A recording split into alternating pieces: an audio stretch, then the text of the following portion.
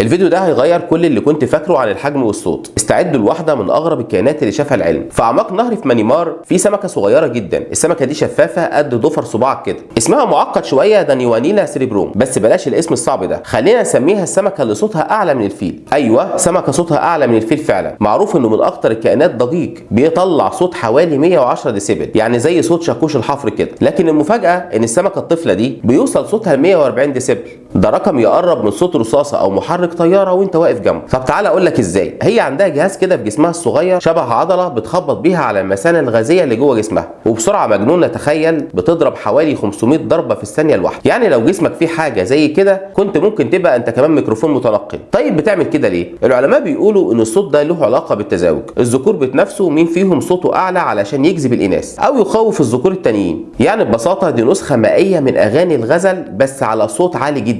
بس كده لا، ده السمكه دي كمان شفافه، يعني ممكن تشوف المخ بتاعها وهي عايشه، وده خلاها كنز علمي في ابحاث الاعصاب. العلماء بيقدروا يراقبوا الخلايا العصبيه وهي شغاله لحظه بلحظه من غير ما يفتحوا جمجمتها ولا يحطوا اجهزه معقده. يعني باختصار سمكه صغيره جدا بس صوتها يخلي الفيل يسكت، وشفافيتها بتخلي العلماء يشوفوا اللي جوانا. وكأن الطبيعه بتحاول تهمس لنا الحجم مش كل حاجه، العبقريه ساعات بتكون في الحاجات اللي مش بنشوفها بعينينا.